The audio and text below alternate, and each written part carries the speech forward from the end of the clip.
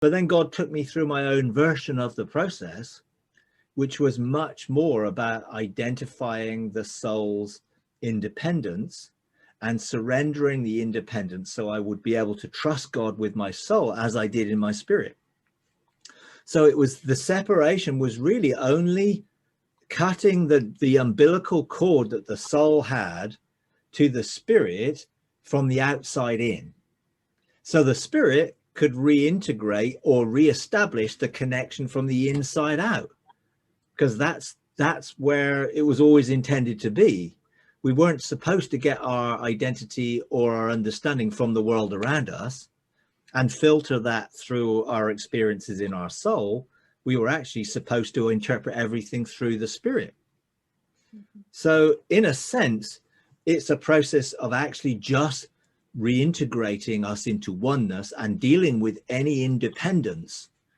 So I surrendered independence. So that for me was the issue. You know, it was never a sort of I am going to separate my own soul and spirit, because that would only reinforce my soul's will to do it, which would have never worked. So I surrendered to allow Jesus to bring me into wholeness. And I stopped trying to do it independently or get my identity independently. And therefore I learned to trust.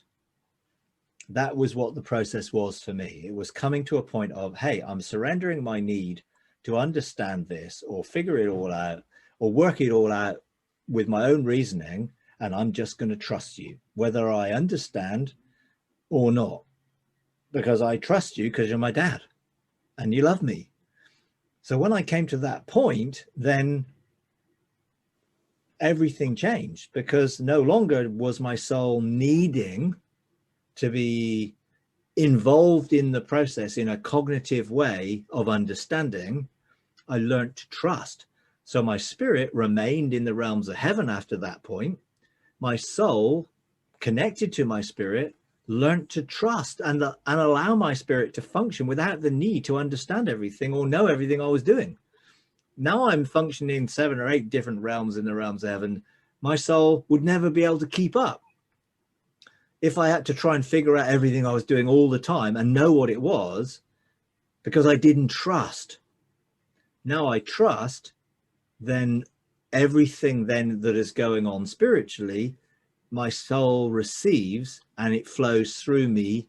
And so I see the world from a different perspective. So it was never the, I'm going to take a sword and hack my soul to pieces type of thing. It was, I'm just getting to the point where I need to surrender and stop trying to do this independently.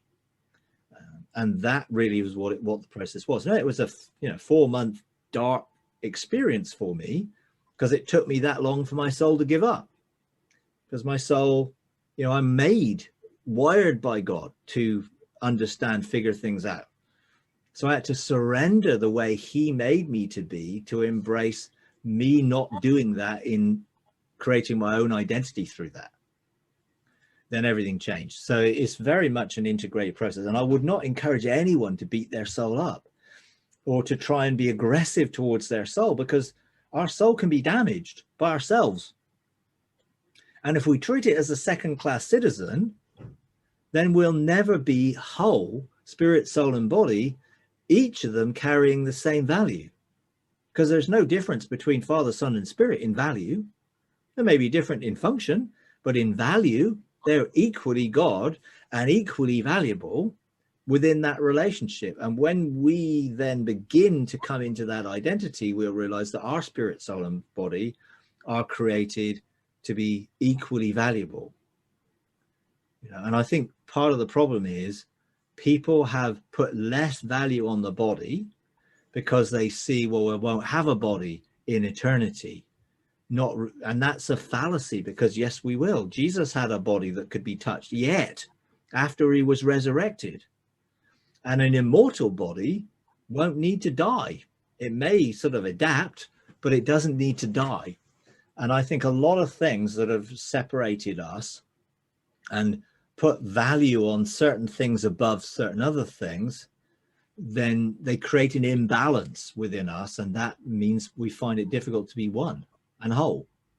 If you enjoy these videos, would you please take a moment to like, comment, and subscribe? It really does help. Thank you very much.